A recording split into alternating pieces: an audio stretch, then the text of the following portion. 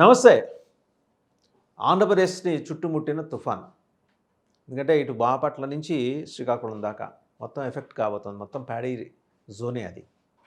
మరి ఈ పరిస్థితుల్లో సరే ప్రభుత్వం యంత్రాంగం అంతా సమాయత్తమైంది. రిలీఫ్ మెజర్సు అలాగే ప్రొటెక్ట్ చేయడానికి కావాల్సిన ప్రాణాలను రక్షించడానికి కావాల్సిన మెకానిజం అన్నీ సంసిద్ధంగా ఉన్నారు.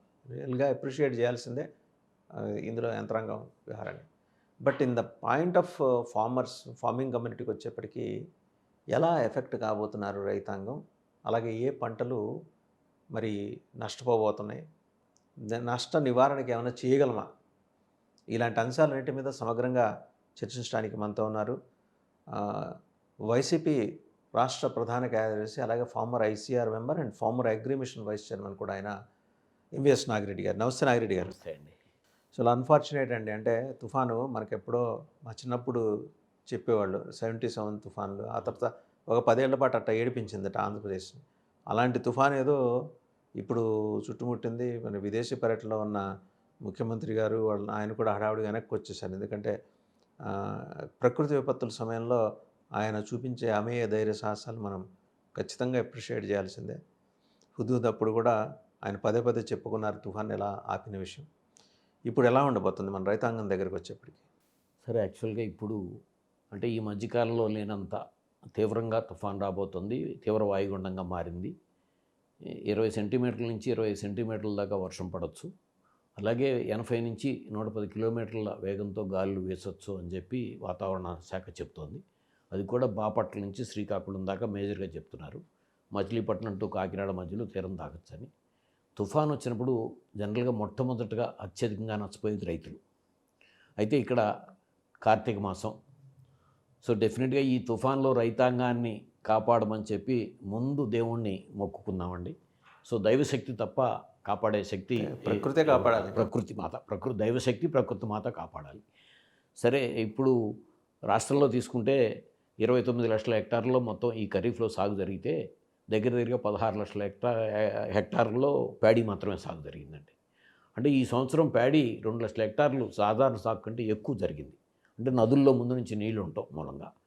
సో ఆగస్టు 8వ 7వ తారీఖు దాకా అనావృష్టి, సో ఆగస్టు 8వ తారీఖు నుంచి అతివృష్టి. దీంతో ప్రధానమైన పంటల్లో వేరుశెనగ అసలు సాగు 7 లక్షల ఎకరాలు అసలు సాగే జరగల. ప్రతి సాగు జరిగింది 13కి 11 లక్షల సాగు జరిగింది. 3/2 వంతులు ప్రతి మన వర్షాలకు మొత్తం దెబ్బతినిపోయింది. అంటే ప్రస్తుతం రైతాంగం తీవ్ర సంక్షోభంలో ఉన్నారు. ఈ టైంలో వరి పంట కాస్త ఉన్న వాటిల్లో వరి పంట సాగు జరిగింది, బాగుంది. ఇప్పుడు వరి ప్రాంతంలోనే తీవ్రమైన తుఫాన్ రాబోతుంది. అయితే ఇందాక మనం విమర్శకు కాదు, చంద్రబాబు నాయుడు గారు సంక్షోభ సమయంలో కూడా ప్రచార ఆర్భాటం అనేది ఆయన ఎంతసేపు కూడా ఎప్పుడు చూపిస్తారు.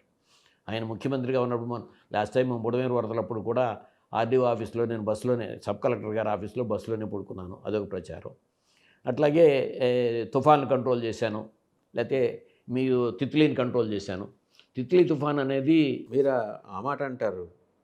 కట్టుబట్టలతో వచ్చారండి ఆయన ఆంధ్రప్రదేశ్ను పరిపాలించడానికి. బస్సులోనే నిద్రించారు, బస్సులో నుంచే పరిపాలన చేశారు. మర్చిపోతే ఎట్లా మీరు? సార్, పార్క్ హయాత్లో ఉండి బిల్లులు కట్టిన విషయం ఆయన అధిక ముఖ్యమంత్రిగా ఎంత ఉందో తెలిసిన విషయమే. సో ఎన్ని కోట్ల రూపాయలు పార్క్ హయాత్లో బిల్లులు కట్టారో నేను అదే చెప్పాను కదా, ఆ టైంలో ప్రచార ఆర్భాటం అనేది. సో ఇదే తిత్లీ తుఫాన్లో శ్రీకాకుళం జిల్లా, విజయనగరం జిల్లాలో కొన్ని మండలాలు మాత్రమే దెబ్బతిన్నాయండి. అదే ఒరిస్సాలో 13 జిల్లాలు దెబ్బతిన్నాయి. పాపం. ఒరిస్సా జిల్లాలో నవీన్ పట్నాయక్ గారు ఒక ఏరియల్ సర్వే చేసి వచ్చి వాళ్ళ చీఫ్ సెక్రటరీ తను ఆఫీస్లోనే ఉండి 3 రోజుల్లో మొత్తం వాళ్ళకి ఎవరికెవరికి రైతులకి ఇచ్చే పరిహారం మొత్తం డిజాస్టర్ మేనేజ్మెంట్ నుంచి వాళ్ళ అకౌంట్లో వేశారు. తిత్లీ తుఫాన్లో చంద్రబాబు నాయుడు గారు, లోకేష్ గారు శ్రీకాకుళం జిల్లాలో 5 రోజులు ఉండి కనీసం విద్యుత్ కూడా సప్లై కూడా వాళ్ళకి వెళ్లకుండానే, డ్రింకింగ్ వాటర్ కూడా వెళ్లకుండానే ప్రచారం మాత్రం ఇక్కడికి వచ్చి బస్సుల మీద వేసుకుని ప్రచారం. మనం ముఖ్యమంత్రి గారిని వెళ్ళొద్దనో సంక్షోభ సమయంలో ఉండాలి, కానీ ఆ సంక్షోభ సమయంలో ఎక్కడుండి పనిచేస్తే యంత్రాంగం పనిచేస్తుంది అనేది ప్రధానమైన అంశం. అంటే అది ఆయనకి తెలియక కాదు, ఆయన అనుభవజ్ఞుడు, ఆయనకి తెలియకుండా ఉంటుందంటారా? సో ఆయన మాట్లాడిన మాటలు కన్నా జగన్మోహన్ రెడ్డి గారు లేకపోతే ఎవరన్నా మాట్లాడితే ఆంధ్రప్రదేశ్లో ఉన్న మీడియా మొత్తం చాలా పెద్ద ఎత్తున క్లిప్లు పెట్టేది. కానీ ఆయన ఏం మాట్లాడినా సరే ఆహా యోహో ఆయన ఇంద్రుడు చంద్రుడు అనే మాట, అది ప్రస్తుతం అది మంచి ఇది కాదు. మేము ఇంతకుముందు కూడా మనం ఒక మాటలో చెప్పుకున్నాం, ఇది ఏది వచ్చినా రైతుల దగ్గర ఒక ఊరు నష్టపోయిందంటే ఒక పార్టీ వాళ్ళు నష్టపోరు. మేము ఎప్పుడు కూడా జగన్మోహన్ రెడ్డి గారు ప్రజలు ముఖ్యమంత్రిగా- నష్టపోతారు సార్, ప్రజలు నష్టపోతే అది రైతాంగం నష్టపోయిందంటే గ్రామీణ ప్రాంతం వ్యవస్థ మొత్తం నష్టపోతుంది. మొత్తం వ్యవసాయ కార్మికులు, చిన్న వ్యాపారస్తులు, చిరు వ్యాపారస్తులు, రైతు బాగుంటేనే కదండి ఉండేది. ఈ జోన్ అంతా గన మేజర్గా దక్షిణ భారత ధాన్యాగారంగా పేరున్న కృష్ణా గోదావరి డెల్టాల్లో ఇప్పుడు ఇదిలోకి ఉంది.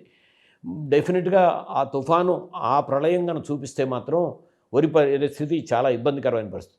అయితే ముందుగా తీసుకోవాల్సిన ఎమర్జెన్సీ మెజర్స్ ఏంటంటే, వర్షపాతం పడితే ముందు వాటర్ రిసీడ్ అవ్వడానికి తీసుకోవాల్సిన దాంట్లో డ్రైన్స్ ఎట్లా ఉన్నాయి, డ్రైన్స్ క్లీన్గా ఉన్నాయా లేదా. సో వాటిని ఇమీడియట్గా యుద్ధ ప్రాతిపదికన దాంట్లో ఉన్న గొర్రబడెక్కలో లేకపోతే తూడ్లు రిమూవ్ చేస్తేనే ఆ వాటర్ తొందరగా రిసీడ్ అవుతుంది. అంతే కదా. ప్లస్ ఇప్పుడు ఉన్న పరిస్థితి వరి మొత్తం కూడా పొట్ట మీద ఉంది, లేకపోతే ఈత మీద ఉందండి. పంటకు వచ్చిన తర్వాత పడితే కొంత అయినది అవుతుంది. ఈ టైంలో పడిపోతే మొత్తం తాలు తప్ప అయిపోతుంది. సో అసలే ఒకవైపు ఆ పంటలన్నీ దెబ్బతిని సంక్షోభంలో ఉన్న పరిస్థితిలో మరలా ఈ పంటకి కనుక వస్తే మాత్రం రాష్ట్రం మొత్తం తీవ్రమైన సంక్షోభంలోకి వెళ్తుంది. అంటే ఒక శాపం రైతుల మీద ఉందా. నేను ఈ 16 నెలల పాలనలో తీసుకుంటే మొట్టమొదటి నుంచి కూడా ప్రచారార్భాటం ఎక్కువగా ఉంది, రైతులకు వెళ్ళేదేమో చాలా తక్కువగా ఉన్నాయి. ఇప్పుడు ఈ సంవత్సరం తీసుకుంటే ఉల్లి పంటతో మొదలయ్యాం. ఉల్లి పంట తీవ్రమైన సంక్షోభం. ఎంతో ₹10 ఏంటి సార్, గత 50 సంవత్సరాల్లో లేనంత సంక్షోభంలోకి వాళ్ళు వెళ్తే. ఎంత బాధాకరం. సో ఎన్ని స్టెప్స్ మారారో. ముందు ₹12 కొంటామన్నారు, తర్వాత దానికి అమ్ముకుంటే మార్జిన్ ఇస్తామన్నారు, అదే అయిపోయింది. తర్వాత 50,000 అన్నారు ఎకరానికి. వాళ్ళ లెక్కలు, మా లెక్కల్లో ఎకరానికి 7 నుంచి 8 టన్నులు అయింది. వాళ్ళ లెక్కల్లో, డిపార్ట్మెంట్ లెక్కలో 6 టన్నులు అయింది. 6 టన్నులు ఇంటూ 12,000 కడికేస్తే కూడా 74,000 ఎకరానికి అవుతుంది. రూపాయికి ₹2 అమ్ముకుంటే వాళ్ళకి వాళ్ళు ఇస్తుంది ఏమాత్రం అరకొర. అది కూడా ఇంతవరకు అసలు ఏమీ ఒక ఇదిలోకి రాలేదు. అట్లాగే ఇన్పుట్ సబ్సిడీ, ఒక పంట నష్టపోతే ఇమీడియట్గా రెండో పంట వేసుకోవడానికి ఇచ్చేది ఇన్పుట్ సబ్సిడీ అండి. సో వాళ్ళ పత్తి 1/3 నష్టం వస్తే ఇన్పుట్ సబ్సిడీ ఎలిజిబుల్ ఇవ్వాలి. ఇప్పుడు 2/3 నష్టపోయింది పత్తి మొత్తం, రాష్ట్రం మొత్తం కూడా. సో అట్లాగే ఇన్సూరెన్స్లోకి వచ్చేటప్పుడు ప్రధానమైన నష్టం జరిగింది ఏంటంటే, ఇన్సూరెన్స్లో ప్రతి రైతుకి ఉచిత ఇన్సూరెన్స్ తీసుకొచ్చి జగన్మోహన్ రెడ్డి గారి పాలనలో భారతదేశంలోనే మొట్టమొదటి రాష్ట్రం ఆంధ్రప్రదేశ్. ఈ సంవత్సరం ఈ క్రైసిస్లో కానీ ఇట్లాగే ఉంటే సుమారుగా 8,000 నుంచి 10,000 కోట్లు ఆ రైతాంగానికి ఇన్పుట్ సబ్సిడీ ఇన్సూరెన్స్ క్లెయిమ్లు వచ్చాయి. సో అసలు వేరుశెనగ సాగు జరగకపోతేనే క్లెయిమ్ ఇవ్వాలి. సో 7 లక్షల ఎకరాల్లో సాగే జరగలేదు. సో ఆ జరిగిన సాగు కూడా మొత్తం దెబ్బతినిపోయింది. మినుము పంట దెబ్బతినిపోయింది, ఉల్లి పంట దెబ్బతినిపోయింది, ప్రతి పంట దెబ్బతినిపోయింది, టమాటా పోయింది. సో ఇన్ని సంక్షోభాల పరిస్థితుల్లో ఇన్సూరెన్స్ని తీసేయటం అనేది ఈ సంవత్సరమే క్లియర్గా రైతాంగం. ఎందుకండి why the government has taken such an initiative? As to what prompted them to go for such a drastic Chandrababu Naidu గారికి మొట్టమొదటి నుంచి కూడా రైతు వ్యతిరేకి అనే పేరే ఉంది. సో మనం కాల్దరిలో విద్యుత్ కాల్పుల దగ్గర నుంచి, బషీర్బాగ్ దగ్గర కాల్పుల దగ్గర నుంచి కూడా అంటే ఎప్పటికప్పుడు ఆ నిందను తొలగించుకుంటాడేమో ఆయన అనేది అనుకుంటా వచ్చాం. కానీ ఎప్పటికప్పుడు ఆయన ఒరిజినాలిటీ వచ్చిన తర్వాత మాత్రం ప్రభుత్వంలో వ్యవసాయ రంగం మీద, రైతుల మీద మాట్లాడినట్టుగా రియాలిటీ మాత్రం ఇప్పుడు కూడా రియాలిటీ లేదు. మళ్ళీ ఆయన అన్నదాత సుఖీభవ పేరుతో క్లియర్ కట్గా చెప్తున్నాను, అన్నదాత సుఖీభవ పేరుతో 20,000 రూపాయలు రైతాంగానికి మేము ఇస్తాము, జగన్మోహన్ రెడ్డి గారు ఇచ్చిన దానికంటే ఇంకా అన్నీ ఎక్కువే ఇస్తాము, ఇంకా ఎక్కువ నెంబర్కి ఇస్తామని చెప్పారు. 53,86,000 మందికి రైతు భరోసా జగన్మోహన్ రెడ్డి గారి దగ్గర నుంచి ఇస్తే, ఇప్పుడు కూడా లాస్ట్ ఇయర్ ₹1 ఇవ్వాల 10,000 కోట్లు చిల్లరే ఆయన ఇవ్వాల్సిన దాంట్లో రైతాంగానికి లాస్ట్ ఇయర్ మొదటి మరి ఇవాళ అసలు చిన్న పేమెంట్లు కూడా అంటే కాదండి, కాన్సన్ట్రేషను. ఆఫ్టర్ ఆల్ ఒక 140 కోట్లు మామిడి రైతులకు ₹4 ఇప్పుడు ఇచ్చారండి, మొన్న నా ప్రెస్ మీట్ తర్వాత ఇచ్చారు. ఎన్ని నెలలు పట్టిందండి 140 కోట్లు ఇవ్వడానికి? మరి 60,000 కోట్లుకి మే, జూన్, జూలై, ఆగస్ట్, సెప్టెంబర్ 6 నెలలు పట్టింది. సో ఇప్పుడు టమాటా రైతులకి ఇంతవరకు ఏమీ లేదు. సో నెల్లూరు జిల్లా పేడ రైతులంతా కూడా 250 కోట్లు నష్టపోయారు. అంటే పర్చేస్ సెంటర్లు ఓపెన్ చేయక. ఇప్పుడు కాటన్ సెంటర్లో శ్రీశైలం ఇప్పుడు ఓపెన్ చేసామన్నారు. మొక్కజొన్న, మిర్చి రైతుల పరిస్థితి ఏంది? మరి మిర్చి రైతులు అసలు అప్పుడు చెప్పిందంటే అసలు ₹1 ఇచ్చే ప్రయత్నమే చేయలేదండి. వాళ్ళు చెప్పింది అసలు ప్రయత్నమే చేయలేదు. అంటే చెప్పిన దానికి నేను క్షేత్రస్థాయిలో వ్యవసాయం మీద రైతులు అంటే కూడా భావం లేకుండా మీరు యూరియా టైంలో అవసరమైతే రైతులు కూడా అరెస్ట్ చేస్తామన్నారు. మొట్టమొదటిగా రైతులను అరెస్ట్ చేస్తాము అనే మాట మాట్లాడిన వ్యక్తి చంద్రబాబు నాయుడు. ఎప్పుడు సార్ ఇది, ఎప్పుడు జరిగింది? యూరియా సంక్షోభం వచ్చినప్పుడు. మరి జేపీ నడ్డా గారు ఇంత బార్ లెటర్ రాశారు కదా, మరి వాస్తవంగా 1,00,000 టన్నులు యూరియా దాని మీద ఇప్పటికీ కూడా ఖండన రాలా రాష్ట్ర ప్రభుత్వం నుంచి. మేము ఇస్తే అదే దాని మీద ఈనాడు పత్రికలోనే ఇది డైవర్ట్ అయిపోయింది, బ్లాక్ మార్కెట్కి వెళ్ళిపోయింది, జూన్లోనే అమ్మేశారని వాళ్ళకి అనుకూలమైన పత్రికలోనే వచ్చింది. ఇప్పుడు కూడా సో ఫస్ట్ కర్నూలు జిల్లా నుంచి రైతులు వలసపోతున్నారని చెప్పి ఆంధ్రజ్యోతిలో వచ్చిందండి విత్ ఫోటోతో సహా. ఆత్మహత్యలు ఎందుకు సార్ వాళ్ళు వ్యతిరేకం అయిపోయారా ఏంటి? సార్ మరి ఆయన రూరల్ ప్రాంతం మీద మొట్టమొదటి నుంచి కూడా ఎందుకు ఆయన మనస్తత్వం అదే తీరులోనే కంటిన్యూ అవుతుందని అనిపిస్తుంది మళ్ళీ ఇప్పుడు ఆయన కూడా. గ్రామీణ ప్రాంతం నుంచి వచ్చిన ఆయన మనందరికన్నా వాస్తవంగా తండ్రి కష్టపడి 2 ఎకరాల నుంచి వాళ్ళ తండ్రి నిజంగా కష్టపడి ఏం కష్టపడారు? అది మనం 2 ఎకరాల నుంచి అప్రిషియేట్ అండి. అప్రిషియేట్ చేయాలి. ఆయన వాళ్ళ కొడుకుని ఆ స్థాయి దాకా తీసుకెళ్ళటం. కానీ ఆ కష్టం ఆయనకి ఎప్పుడు కూడా ఆ తల్లిదండ్రి పడిన కష్టం ఆయనకి కనిపించదని అనిపిస్తుంటుంది. సో ఆంధ్రప్రదేశ్ అనేది వ్యవసాయక రాష్ట్రం. So 65% of the population depend అయిందంటూ వాళ్ళ ఉద్యోగాలని మాట్లాడుతున్నారు కదండి. ఆంధ్రప్రదేశ్ జనాభాలో ముందు హయ్యెస్ట్ ఎంప్లాయ్మెంట్ ఎవరండి కల్పించేది? వ్యవసాయ రంగమే కదా. ఆ రెండో చేనేత రంగం కదా. సో ఆంధ్రప్రదేశ్లో ఉన్న సాఫ్ట్వేర్ ఎంప్లాయీస్ కానీ ఇవన్నీ వచ్చే కంపెనీలని ఒక 200 1000 ఉద్యోగాలు ఇచ్చేదాన్ని ఆఫ్టర్ ఆల్ ఒక విలేజ్లో కల్పించే ఎంప్లాయ్మెంట్ అది. సో ఆ రంగం దెబ్బతింటే గ్రామం సుభిక్షంగా ఉంటుంది సార్. గ్రామం సుభిక్షంగా ఉంటేనే పక్కనున్న చిన్న పట్టణాలు సుభిక్షంగా ఉంటాయి, నగరాలు సుభిక్షంగా ఉంటాయి. ఎందుకంటే వీళ్ళ దగ్గర డబ్బులు ఉంటాయి, చిన్న వ్యాపారస్తులు చిరు వ్యాపారస్తుల దగ్గర బాగుంటాయి. రైతు దగ్గర వ్యవసాయ కార్మికుడి దగ్గర డబ్బులు ఉంటే అతను ఒక 100 రూపాయలతో కొనుక్కునే దగ్గర 200కి వెళ్తాడు. లేకపోతే అసలు ఏమీ లేకుండా మానేస్తాడు, చిరిగిపోయిన చొక్కాతోనే ఉంటాడు. అదే ఉద్యోగస్తులు వ్యాపారస్తులు ఒక స్టాండర్డ్ ఆఫ్ లివింగ్లోనే ఉంటుందండి. వాళ్ళ దగ్గర డబ్బులున్నా ఎక్స్ట్రా వెళ్ళదు. స్టాండర్డ్ ఆఫ్ బిజినెస్ జీఎస్టీ పెరగాలన్నా లేకపోతే టర్న్ ఓవర్ పెరగాలన్నా గ్రామీణ ప్రాంతంలో పంటలు బాగా పండాలి, ఆ పంటలకి లాభసాటి ధర రావాలి. ఈ 2 వచ్చినప్పుడు అక్కడ గ్రామీణ ప్రాంతాల్లో భూముల ధరలు పెరుగుతాయి. ఇది క్లియర్ కట్గా జరిగే పరిణామం. ఇప్పుడు ఎక్కడ కూడా రాష్ట్రంలో ఎక్కడ కూడా అసలు భూముల ధరలు పెరగడం కానీ ట్రాన్సాక్షన్ కానీ లేని పరిస్థితిలో ఇంత క్రైసిస్ కనబడుతుంటే కూడా ఆ వైపు ఆలోచన అనేది ఎక్కడ కూడా జరగట్లా. ఇప్పుడు నిజంగా ప్యాడీ మీద మరి తెలియదు, ఆయన మాట్లాడింది అంటే ఒరి ఓట్స్ వద్దు అన్నారు. ఒరి ఓట్స్ వద్దు మీరు, లేకపోతే వరికి యూరియా వేస్తున్నారు క్యాన్సర్లు వస్తాయని. వరి ఓడ్చకపోతే ఏం చేయాలి? ఇప్పుడు క్లియర్ కట్గా ఇప్పుడు మనం నెట్లో కొట్టండి సూసైడ్స్ విషయంలో ఈ 16 నెలల్లో రాష్ట్రంలో 300 మంది రైతులు చనిపోయినట్టుగా. సో రైతు స్వరాజ్య వేదిక వాళ్ళు ఏ పార్టీ, నేను వైఎస్ఆర్సీపీ నాగిరెడ్డో లేకపోతే మేము మాట్లాడితే పని అనుకోవచ్చు. వాళ్ళకేమి నాన్ పొలిటికల్ ఆర్గనైజేషను ఒక రైతు సంఘం క్లియర్ కట్గా విత్ గ్రౌండ్ లెవెల్లోకి వెళ్ళి 300 మంది రైతులు ఆత్మహత్యలు చేసుకున్నట్టుగా వచ్చింది. అట్లాగే ఓన్లీ పల్నాడు రీజన్లో బీబీసీ తెలుగు న్యూస్లో విత్ స్టోరీ డీటెయిల్స్తో వచ్చింది 23 మంది, 29 మంది అండి. 21 లాస్ట్ ఇయర్, 28 మంది ఈ సంవత్సరంలో, ఇది సెప్టెంబర్ వరకే. ఇంత క్లియర్గా వస్తుంటే ఎవ్వరికి పరిహారం ఇచ్చిన పరిస్థితి లేదు. సో ఆ కుటుంబాన్ని కనీసం ముందు ఆత్మహత్య చేసుకోమని, ఆత్మహత్య పరిష్కారం కాదు, వాళ్ళకి ధైర్యం కలిగించాలి. ఆ కుటుంబానికి అండగా ఉండే దగ్గర అదే నెట్లో చూస్తే 35 మంది గవర్నమెంట్ లెక్కలో ఉన్నట్టుగా చూపిస్తుంటుంది. మీరు ఇప్పుడే కదా చూడండి, 2004లో రాజశేఖర రెడ్డి గారు ముఖ్యమంత్రి అయ్యేటప్పుడు కూడా ఆయన ముఖ్యమంత్రి మే నెలలో ప్రమాణ స్వీకారం చేస్తే జూన్ నెల మొదటి వారంలోనే జీవో నెంబర్ 421 విడుదల చేసి చంద్రబాబు నాయుడు గారి టైంలో ఆత్మహత్యలు చేసుకున్న రైతుల కుటుంబాలకు కూడా పరిహారం ఇవ్వడం జరిగింది 2 లక్షల రూపాయల కాడికి. మళ్ళీ జగన్మోహన్ రెడ్డి గారు, చంద్రబాబు నాయుడు గారు ముఖ్యమంత్రిగా ఉండగా అసలు ఆత్మహత్యలే లేవన్నారు. జగన్మోహన్ రెడ్డి గారు అసెంబ్లీలోనే అనౌన్స్ చేసి నేను అనంతపురం వెళ్తున్నాను, నేను వెళ్ళి ఇంటింటికి వెళ్ళి మీకు ప్రూవ్ చేస్తాను అని చెప్పి అనంతపురం ఆయన ప్రోగ్రామ్ నేనే వెళ్ళి అనౌన్స్ చేసి వచ్చాను, జగన్మోహన్ రెడ్డి గారి ప్రోగ్రామ్ని. సో ఆయన వెళ్తాను బయలుదేరేటప్పుడు ఒక 80 మందిని లిస్ట్ అనౌన్స్ చేశారు. సో అప్పుడు కూడా మళ్ళీ ఇది కాలేదు. మళ్ళీ జగన్మోహన్ రెడ్డి గారు కూడా ముఖ్యమంత్రి అయిన తర్వాత ఆ టైంలో చనిపోయిన రైతులు ఎఫ్ఐఆర్ అయ్యి ఉన్నాయన్నీ రీవెరిఫికేషన్ చేయించి వాళ్ళందరికీ కూడా 5 లక్షలు పరిహారం ఇచ్చి మళ్ళీ ఆయన పీరియడ్లో 7 లక్షలకు పెంచి మానవతావాదంతో మనం పెరుగుతూనే ఆయన చూడొద్దు, ఇమీడియట్గా వితిన్ 46 అవర్స్లో మీరు వాళ్ళకి పరిహారం వెళ్ళాలని కలెక్టర్లకు ఇన్స్ట్రక్షన్ ఇచ్చి సెపరేట్గా దీనికోసం కలెక్టర్ దగ్గర ఒక ఫండ్ పెడతానని చెప్పిన పరిస్థితి.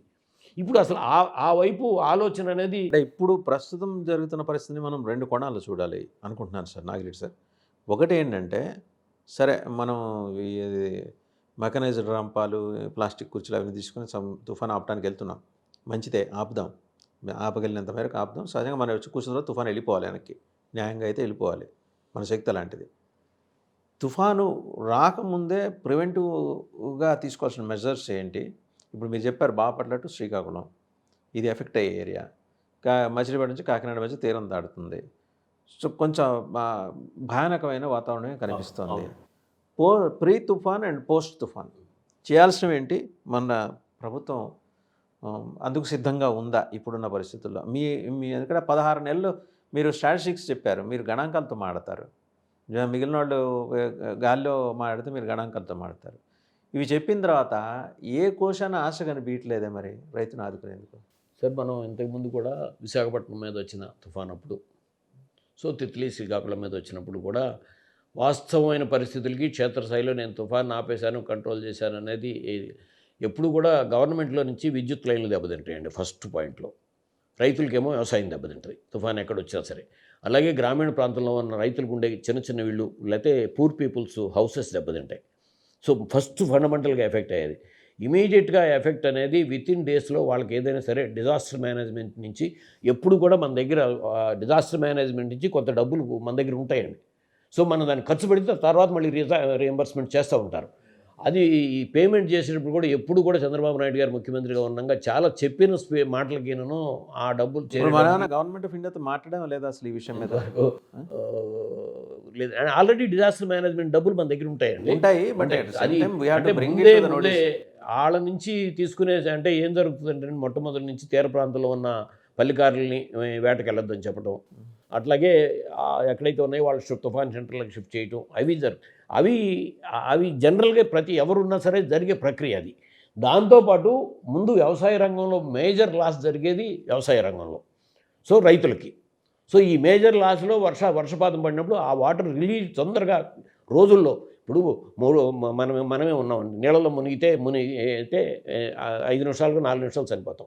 నీరు లేకపోతే 10 రోజులైనా బతుకుంటాం. మొక్క అయినా సరే అంతే, నీరు లేకపోయినా 10 రోజులు 12 రోజులైనా సరే చనిపోదు. కానీ నీళ్ళల్లో మునిగితే తొందరగా పోతుంది. అందులో వరి వ్యవసాయం ఇప్పుడు ఉందంతా కూడా. వరి వ్యవసాయం తొందరగా పడిపోతుంది. పడిపోతే హార్వెస్టింగ్ వచ్చిన టైం కాదు, అది పాలు పోసుకునే టైంలో చాలా డ్యామేజ్ వచ్చే పరిస్థితిలో, అంటే వచ్చిన నష్టం మొత్తం కూడా ప్రభుత్వమే ఎప్పుడు చేయలేదని బాధ్యతారాహిత్యంగా మాట్లాడేది కాదు. మనం ప్రభుత్వం చేయాల్సిన కార్యక్రమాల్లో ముందుండాలి. ప్రచార ఆర్భాటం కాకుండా మీరు ఏదైతే చెప్తున్నారో అది క్షేత్రస్థాయిలోకి వెళ్ళేటట్టుగా ఉండాలనేదే మేము కోరుతుంది. వితిన్ డేస్లో స్థాయికి వెళ్ళాలి. మీరు పెద్ద ఎత్తున ప్రచారంగా మాటలు ఉంటాయి, 1000 కోట్లతో మాటలు ఉంటాయి, కానీ గ్రౌండ్ లెవెల్లోకి వెళ్ళేటప్పుడు 100 కోట్లు కూడా గ్రౌండ్ లెవెల్లోకి ల్యాండ్ అవుతుంది. ఇప్పటివరకు మీరు 2 అంశాలు మీరు స్పృశించారు నాగిరెడ్డి గారు. ఒకటేంటంటే, సో వ్యవసాయ రంగ నిపుణులుగా మీరు దాని మీద సమగ్రమైన అవగాహన ఉంది కాబట్టి నష్టం ఏ స్థాయిలో ఉండబోతుంది, ఎలా ఉండబోతుంది వివరించారు. 2 ప్రభుత్వం వైపు నుంచి వాళ్ళు తీసుకున్న మెజర్స్ గురించి కూడా మీరు చెప్పారు. పార్టీ పరంగా ఇప్పుడు మాట్లాడితే, నిన్ననే మీ అధ్యక్షులు వారు మాజీ ముఖ్యమంత్రి జగన్మోహన్ రెడ్డి గారు ఒక పిలుపిచ్చారు. 28వ తారీఖు మెడికల్ కాలేజీల ప్రైవేటీకరణ మీద నిరసన మనం తలపెట్టాం, తుఫాన్ దృష్ట్యా వాయిదా వేసుకుందాం, నవంబర్ 2కో ఎప్పటికో వాయిదా వేసుకుందాం, లేకపోతే కొంచెం నిదానంగా చేద్దాం, ఈ లోపల మొత్తం క్యాడర్ అంతా కూడా వెళ్ళి అసిస్ట్ చేయండి ప్రభుత్వానికే అని చక్కటి మాట చెప్పారు. ప్రభుత్వానికి వెళ్ళి అసిస్ట్ చేయండి అని అన్నారు. ఒక ప్రొయాక్టివ్ ఇది ఇప్పుడు కూడా జగన్మోహన్ రెడ్డి గారు కూడా బాధ్యత కలిగిన ప్రతిపక్షంగానే ఉన్నాం. అంటే వాళ్ళు ఇప్పుడు అసెంబ్లీలో వెళ్ళొచ్చు కదా, అసెంబ్లీలో అనేది కూడా ప్రతిపక్ష హోదా ఇస్తే మాట్లాడటానికి టైం అనే దాని మీదే తప్ప రెండోది విషయం కాదు బయట నుంచి మాట్లాడేదంటూ. ఇప్పుడే కాదు, మాకు కూడా మొట్టమొదటి నుంచి జగన్మోహన్ రెడ్డి గారు మనం ప్రభుత్వంలోకి వస్తే మనం ఏం చేస్తామో అదే డిమాండ్ చేయండి, అంతే తప్ప బాధ్యతారాహిత్యం అలవిగానే మాటలు వద్దు అనేది చెప్తా వచ్చారు. ఇప్పుడు కూడా బాధ్యత కలిగిన ప్రతిపక్షంగానే తుఫాన్ వార్నింగ్ రాగానే 28వ తారీఖు నాడు జరగాల్సిన కార్యక్రమాన్ని మేమే పోస్ట్పోన్ చేసుకుని, సో జగన్మోహన్ రెడ్డి గారి నుంచి వచ్చిన పిలిపేది. అవును. సో మేము చూసేదాకా కూడా అంటే మా మనసులో తుఫాన్ వచ్చింది కాబట్టి ఉంది, డెఫినెట్గా ఆ పిలుపు వస్తుందని మేము ఎందుకంటే ఆయన మనసు మాకు తెలుసు కాబట్టి. సో ప్రజలకు ఇబ్బంది కలగకుండా ఇక్కడ ఒక చిన్న ఎగ్జాంపుల్ చెప్తానండి. మహారాష్ట్రలో బాబ్లీ దగ్గరికి చంద్రబాబు నాయుడు గారు వెళ్ళారు. అది 4 TMCల కెపాసిటీ ఉన్న గోదావరి మీద ప్రాజెక్ట్కి. అక్కడ కావాలని వాళ్ళతో తోయించుకుని, సో సరే లేకపోతే తోయించుకుని వచ్చి, తమ్ముళ్ళు నన్ను తోసారు, మీరు రోడ్డు ఎక్కండి అని చెప్పి చంద్రబాబు నాయుడు గారు పిలిపించారు. ఇదే బ్రిజేష్ కుమార్ ట్రిబ్యునల్ జడ్జిమెంట్ వచ్చినప్పుడు ఢిల్లీలో జలదీక్ష పేరుతో 5,000 మందితో జంతర్ మంతర్లో జగన్మోహన్ రెడ్డి గారి దీక్ష, 5,000 మంది కూడా ఇక్కడి నుంచి ట్రైన్లో వెళ్ళారు అంటే అక్కడ కోసం ఎంత ఆయనంటే వీరాభిమానంలో మీరు అర్థం చేసుకోండి. వాళ్ళు ఇచ్చిన టైం 2 గంటలకు వాళ్ళు వచ్చి తీసేయమని వచ్చారు. సో వాళ్ళు మళ్ళీ రిక్వెస్ట్ చేస్తే 1 గంట ఎక్స్టెండ్ చేశారు. మళ్ళీ గంట తర్వాత వచ్చి వాళ్ళు మొత్తం తీసేస్తానికి లేదు, మిమ్మల్ని అరెస్ట్ చేస్తామని వస్తే మొత్తం వీరాభిమానులు అడ్డుపడిపోయే పరిస్థితిలో వాళ్ళు జగన్మోహన్ రెడ్డి గారు మైక్ తీసుకుని, మీరెవ్వరు కూడా మనం ఇక్కడ చట్టపరంగా వాళ్ళు తీసుకునే దానికి వచ్చారు, అరెస్టు నేనై వెళ్తాను, ఢిల్లీ వచ్చి ఒక్క తెలుగువాడు అరెస్ట్ అవ్వడానికి కాదు, దయచేసి తమ్ముళ్ళు మీరు ఎవ్వరు కూడా ఆ లైన్లోకి వద్దు అని చెప్పి ఆయన జైల్లోకి వెళ్ళినప్పుడు కూడా దైవాన్ని నమ్ముకున్నాం మనం, దైవశక్తి మన వెనకాల ఉంది, చట్టపరంగా వెళ్దాం అన్నారు తప్ప ఏ రోజున రోడ్డు ఎక్కి మీరు రోడ్డు ఎక్కి ఆయన మీదే ఆయన మనసులో మాట పుస్తకంలో వాళ్ళ తోడోళ్ళు గారే రాశారు కదా, డీజిల్ ఆయిల్ టిన్నులు లేదా పెట్రోల్ టిన్నులు పెట్టి ఏం చేయమన్నారు అనేది. అటువంటి విధానంలో ఏ రోజు కూడా రాజశేఖర రెడ్డి గారి కుటుంబం, రాజశేఖర రెడ్డి గారు కానీ, జగన్మోహన్ రెడ్డి గారు కానీ, మా పార్టీ కానీ మేము ఎప్పుడు కూడా ఇదిలోకి వెళ్ళలేదు. ఇప్పుడు కూడా తీసుకుంటే వాళ్ళు చూడండి ఇంత ఇదిలోకి వచ్చినా వైఎస్ఆర్ కాంగ్రెస్ పార్టీ పరమైన అభిమానుల్ని ఏ రకంగా ఇది చేయాలా అనేదే కానీ ఒక గ్రామం దెబ్బతింటే, ఒక ఉల్లిపంట దెబ్బతింటే ఉల్లిపంటలో వైఎస్ఆర్సీపీ వాళ్ళు ఉండరు, అందరూ ఉంటారనే ఆలోచన సరిగ్గా లేకుండా. ఇప్పుడే కాదు, నిన్ననే గౌరవ ఐటీ మంత్రి గారు, పార్టీ టీడీపీ జాతీయ ప్రధాన కార్యదర్శి నారా లోకేష్ గారు నిన్ననే మీకు వార్నింగ్ ఇచ్చారు. బ్లూ బ్యాచ్ మహా డేంజరస్గా తయారవుతుంది, మరిన్ని సోషల్ మీడియా కేసులు ఉండబోతున్నాయి, చాలా అట్రాషియస్గా మీరు బిహేవ్ చేస్తున్నారు. ఆయన అన్నారు, నేను కాదు, ఆయన అన్నారు మీరు బిహేవ్ చేస్తున్నారు. దట్స్ వాట్ ఈ సెడ్. సో మీరు అది ప్రభుత్వం వచ్చిన కాడి నుంచి ఆయన రెడ్ బుక్ రాజ్యాంగం అన్న దగ్గర నుంచే మొదలైంది. సో మీ కొత్త పేరు బ్లూ బ్యాచ్. సర్లేండి, సరే ఆయన ఏది పెట్టినా సరే ప్రజలు ఏమనుకుంటున్నారు అనే దాంతో ఇప్పుడున్న మేము చెప్పిన వాస్తవాల్లో ఏదైనా మేము అదే అడుగుతున్నాం. మేము మాట్లాడామని అంటున్నారు యూరియా విషయంలో. మరి కేంద్ర మంత్రి గారు ఇచ్చిన లెటర్కి వాళ్ళ సమాధానం ఏది? ఈనాడు పత్రికలో వచ్చిన ఆర్టికల్కి వాళ్ళ సమాధానం ఏది? ఆంధ్రజ్యోతి పత్రికలో వచ్చిన వలసల మీద సమాధానం ఏది? ఇప్పుడు రోజు ప్రతి వారంలో ఒకళ్ళిద్దరు రైతులు ఆత్మహత్యలు వస్తున్నాయని ప్రజాశక్తిలో వస్తుంది, ఈనాడులో వస్తుంది, ఆంధ్రజ్యోతిలో వస్తుంది. వీటికి సమాధానం ఏది? వైఎస్ఆర్సీపీ వాళ్ళు మాట్లాడుతున్నారు వీళ్ళు బ్లూ బ్యాచ్ అనేదానికి. మేము భయ్యా నువ్వు ధర్మబద్ధంగా పాలనలో వాళ్ళకి న్యాయం చేయమని మేము కోరుతున్నాం. మీరు యూరియా దగ్గర కూడా మేము ఇచ్చిన పిలుపు అన్నదాత పోరుబాటులో మీకు జ్యుడిషియరీ పవర్స్ ఉన్న ఆర్డీఓకి వినతి పత్రం ఇవ్వటమే మేము ఇచ్చిన పిలుపు. ఎక్కడ ఒక రాస్తారోకలు పిలుపు ఇవ్వాలా, ఒక బంద్ పిలుపు ఇవ్వాలా, ఆఫీసులు ముట్టడి పిలుపు ఇవ్వాలా.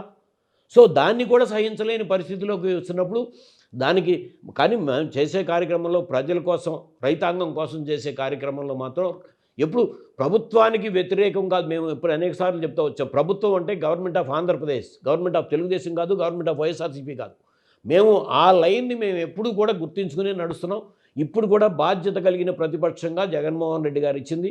మమ్మల్ని అందరినీ కూడా ముందు ఎక్కడైతే దెబ్బతిన్నాయో ఆ ప్రాంతాలకు వెళ్ళండి. ఒక తుఫాన్ దెబ్బ తింటే ఆ ప్రాంతాలకు వెళ్ళి ఆ రైతాంగానికి ఏం కావాలో అక్కడి నుంచి మీడియా కానీ లేకపోతే వాళ్ళకి కూడా తీసుకెళ్ళి వాళ్ళకి ఇమీడియట్గా వాళ్ళకి రీహాబిలిటేషన్ ఏం జరగాలో ఎక్కడైనా లోటుపాటు ఉంటే వాటిని ఎక్స్పోజ్ చేయమని చెప్పారు తప్ప అన్నెసరీగా ప్రతిదాన్ని ఊరిని అబద్ధాలతో చేయమని చెప్పలేదు.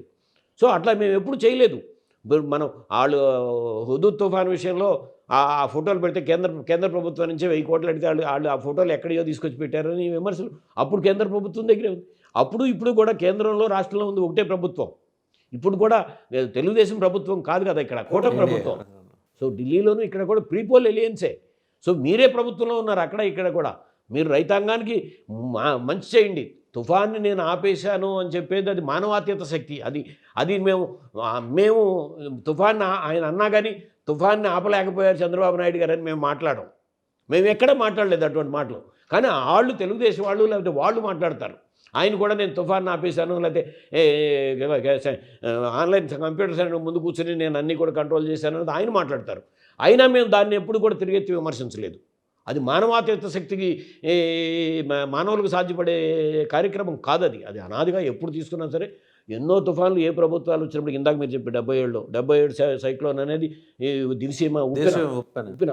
అట్లాగే మా దగ్గర కూడా 86లో తణుకు పట్టణంలో తణుకు టౌన్లో 3 అడుగులు నీళ్ళు వచ్చేసినాయి గోదావరి నుంచి వచ్చి.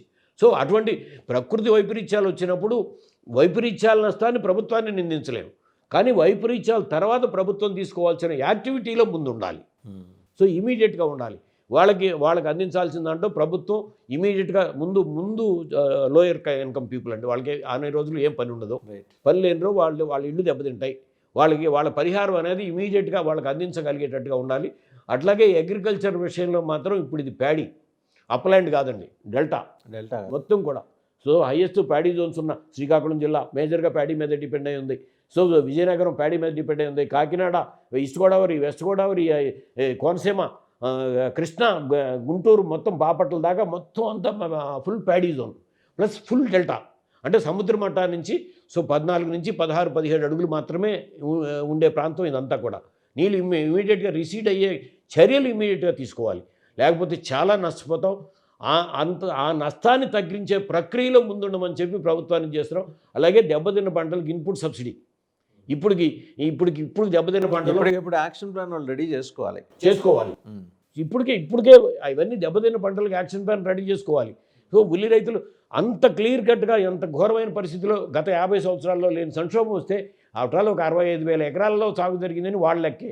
ఒక 45,000 ఎకరాలు కర్నూలు జిల్లా వరకు అనౌన్స్ చేశారండి మంత్రి గారు. కడప జిల్లాలో ఆ కలెక్టర్ గారు నేను 11,000 ఎకరాలు ఉంటే నేను ఒక వారంలో పరిస్థితి చేస్తాను. ఇంతవరకు ఏం కాలేదు. ఉల్లి కడప, కర్నూలు, నంద్యాల అంటే ఆ సర్కంఫరెన్స్లోనే ఎక్కువగా సాగు జరుగుతుంది. మొత్తం నష్టపోయారు కదా, ఎక్కడ సాగు చేసినా నష్టపోయారు కదా. ఇప్పుడు ప్రతి విషయంలో చాలా తీవ్రంగా ఈవెన్ తెలంగాణలో కూడా నష్టపోయారండి. ఇప్పుడు ప్రతి విషయంలో రైతు విషయంలో మేము ఎక్కడున్నా సరే ఆ ప్రభుత్వమైన రైతులు వాళ్ళు తెలంగాణ రైతులా ఆంధ్రప్రదేశ్ రైతులా అనేది కాదు, భారతదేశంలో ఏ రైతు అయినా సరే నష్టపోయినప్పుడు కేంద్ర రాష్ట్ర ప్రభుత్వాలు వాళ్ళ సంక్షోభంలో నుంచి మనం చేయగలిగినంత వరకు ముందుండాలి. వాళ్ళకి మనం ధైర్యం కల్పించాలి. ఆత్మహత్యలు సమస్యకు పరిష్కారం కాదు, మేమున్నా మీ వెనకాల భరోసా ఇవ్వాలి. ఆ భరోసా వాస్తవమైన విషయాలుగా క్షేత్రస్థాయి పరిస్థితులకు ఇవ్వమని చెప్పి ప్రభుత్వానికి నేను విజ్ఞప్తి చేస్తున్నాను. రైట్. అలాగే మరొకసారి ఈ కార్తీక మాసంలో దేవుడిని కూడా మళ్ళీ ఈ తుఫాను ఆంధ్రప్రదేశ్ రైతుల పాలిట దైవశక్తి కాపాడాలి కాబట్టి రైతులను రక్షించమని చెప్పి దేవుడిని నేను కోరుతున్నాను. ఇక్కడే కాదు, ఎక్కడా కూడా రైతు నష్టపోకూడదు. ప్రపంచం మొత్తం మీద మనం అదే కోరుకోవాలి. రైట్. థ్యాంక్ యూ నాగిరెడ్డి గారు. Thank you very much. So Nagireddy గారు చాలా స్పష్టంగా చెప్పారు తుఫాన్ ఇంపాక్ట్ ఎలా ఉండబోతోంది, దాన్ని ఎలా అడ్రస్ చేయాలి. సరే, మానవ మేధ పరిమితం. ఆర్టిఫిషియల్ ఇంటెలిజెన్స్ తోటి తుఫాన్ని మనం ఆపలేము, అడ్డుకోలేము. బట్ ఉన్నంత మేరకు నష్టాన్ని మినిమైజ్ చేయడానికి తీసుకోవాల్సిన చర్యల మీద ప్రభుత్వం ఫోకస్ పెట్టాలన్నారు. అదే సందర్భంలో వైఎస్ఆర్సీపీ ఆల్రెడీ వాళ్ళ 28వ తారీఖు ఆందోళన కార్యక్రమాన్ని ఉపసంహరించుకుంది. ప్రస్తుతానికి తాత్కాలికంగా వాయిదా వేసుకుంది. Entire party cadres and leaders అందరూ కూడా ప్రభుత్వానికి అండగా నిలబడి అక్కడ ఈ తుఫాన్ కారణంగా నష్టపోయే సూచనలు ఉన్న ప్రాంతాల్లో సహాయక చర్యల్లో నిమగ్నం కావాల్సిందిగా వాళ్ళ పార్టీ అధ్యక్షుడు మాజీ ముఖ్యమంత్రి జగన్మోహన్ రెడ్డి పిలిపించారు. Accordingly they are planning also.